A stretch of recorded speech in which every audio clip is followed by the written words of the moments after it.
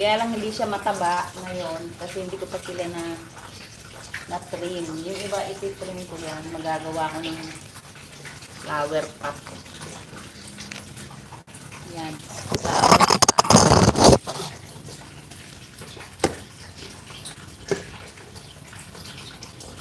Kakanin na tayo.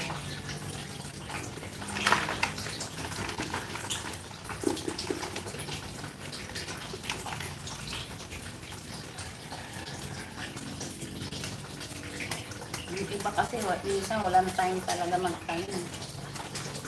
Madami silang ginagawa sa kanilang buhay. Diba, guys? Marami silang ginagawa sa buhay. Minsan, sa trabaho. Diba, naglalaba, naglilitpit. Hapon ako naglaba.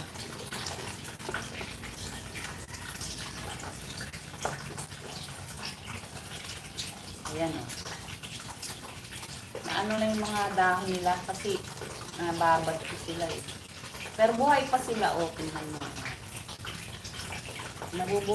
Buhay pa sila, kaya lang alagaan mo. Pag nireplant mo, lalo silang tataba. Isa lang kasi pag nadami na sila eh. Dumadami sila. Isang paso, isa lang. Dumadami kasi sila guys. Nanganganak. Maganda kasi sila kaya ewan ko ba kung anong tawag sa halaman ako. Ang ganda. Ang ganda ng kulay. Bigay lang to ng inaanak ko. Ang ganda.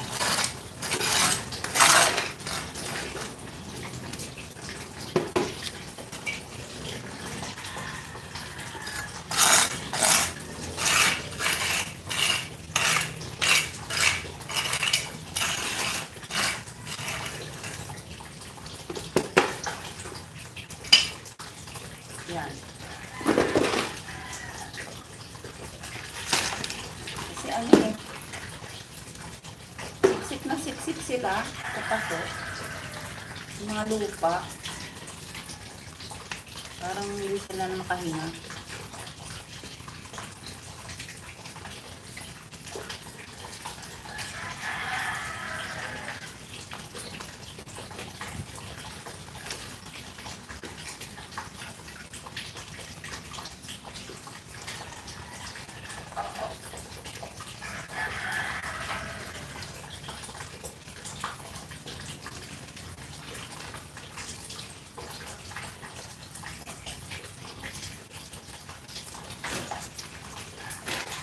Yan.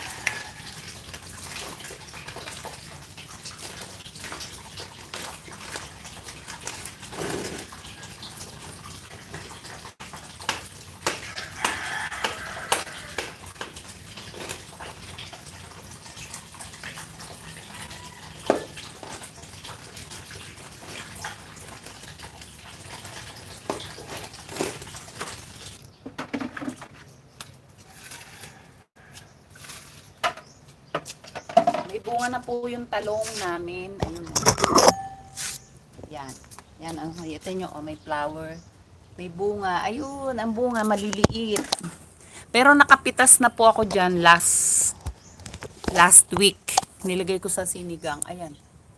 Ayan po, oh. Ayan yung bunga niya, oh. Ayan. Ito yung flower. Pag may flower, magkakabunga na yan. Andito yung isang bunga ng isang araw. Tapos itong sili ko, ayan. Gusto na rin niyang magbunga. Ayan. Ayan po yung mga halaman ko. Ito rose. Iba-ibang klase. Ito yung blue ternate. Ayan po may bayabas ako sa paso. Ayan. Talbos kamote, sili. Ayan. Ito po yung bago kong tanim ng mga halaman. Ayan yung sibuyas. Ayan. Tingnan nyo. Guys, ganyan lang ang buhay ko. Hindi nagtatanim.